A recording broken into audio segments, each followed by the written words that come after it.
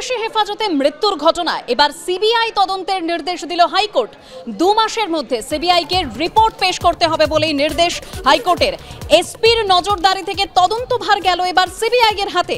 অবিলম্বে সিবিআইকে নথি হস্তান্তর করতে পুলিশকে নির্দেশ হাইকোর্টের।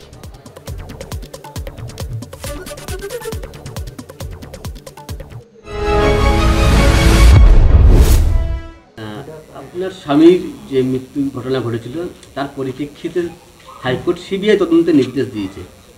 আমি খুশি। আপনাদের কি ধারণা পুলিশই আপনার স্বামীকে মেরেছে? হ্যাঁ, পুলিশে মেরেছে। পুলিশ তো বাড়ি থেকে নিয়ে গেল ধরি, তারপরে কেন মেরেছে? পুলিশের কাছ থেকে কোনো সাহায্য পেয়েছিলেন আপনারা? না, আমি পাইনি। পুলিশে খোঁজ খবর নেয়নি। হ্যাঁ, আমার স্বামীর আমি হলে কোর্টে কেস করেছি কলকাতায়। এবার আমার স্বামীর আমি বিচার চাই, সঠিক বিচার চাই আমি। কোর্ট তো সিবিআই তদন্তের নির্দেশ দিয়েছে, এবার কি সঠিক বিচার পাবেন মনে হচ্ছে? হ্যাঁ। দোষী যে পুলিশ অফিসাররা তাদের শাস্তি চাইছেন? হ্যাঁ। পুলিশি হেফাজতের মৃত্যু সিবিআই তদন্তের নির্দেশ দিল এবার হাইকোর্ট। এ নিয়ে বিজেপি কি বলছে এবং তৃণমূল কি বলছে শোনাবো। কঠিন পরিস্থিতি। তৃণমূল কংগ্রেসের পরিবারের কেউ খুন হয়ে গেলে তারাও সিবিআই তদন্তের দাবি জানাচ্ছে। মহামান্য আদালতের কাছে গিয়ে আবেদন করলে তারাও সিবিআইকে তদন্ত করতে বলছে।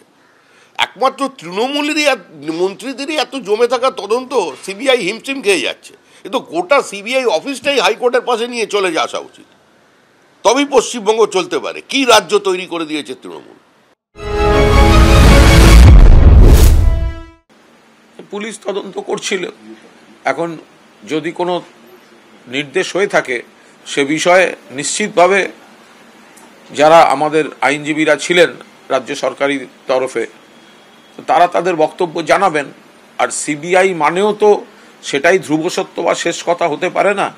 আমরা কোর্টে দেখেছি এর আগে বহু মামলার সিবিআই দেয়া হয়েছে, 2 দিন বাদে বিচারপতিরাই বলেন যে তদন্তের অগ্রগতি কোথায়, নতুন তথ্য কোথায়। তারপর তারা বলেন অফিসার চেঞ্জ করুন, অফিসারের আধিকারিক চেঞ্জ করুন। তো এগুলোও তো দেখেছি। ফলে সিবিআই দেয়া মানেই একটা বিরাট সুরাহা হয়ে গেল, এটা ভাবার কোনো কারণ নেই।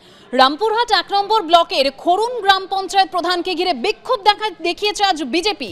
তার কারণ টেন্ডার নিয়ে দুর্নীতির অভিযোগ এবং এই অভিযোগেই তৃণমূলের পঞ্চায়েত প্রধানকে ঘেরাও করে বিক্ষোভ দেখায় বিজেপি। প্রায় 2 ঘন্টা ঘেরাও তৃণমূলের পঞ্চায়েত প্রধান। বিরোধী সদস্যদের না জানিয়ে টেন্ডার করার অভিযোগ করেছে বিজেপি। টেন্ডার বাতিলের দাবিতে গ্রাম পঞ্চায়েত প্রধানকে ঘিরে বিক্ষোভ। বিজেপির অভিযোগ নিয়ে যদিও মুখ খুলতে নারাজ গ্রাম পঞ্চায়েত প্রধান। এইবার প্রথমবার নির্বাচিত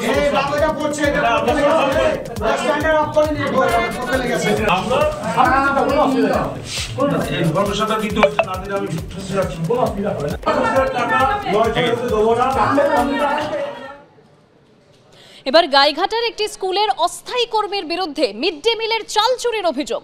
চাল চুরি করে নিয়ে যাওয়ার সময় তাকে হাতে নাতে ধরে ফেলেন স্থানীয়রা। খবর পেয়ে ঘটনাস্থলে আসে গাইঘাটা থানার পুলিশ। স্থানীয় বাসিন্দাদের অভিযোগ এই চুরির ঘটনার সঙ্গে প্রধান শিক্ষকেরও যোগ আছে। স্কুলে যে পরিমাণ মিড ডে মিলের চাল আসে তার হিসাব ঠিক আছে।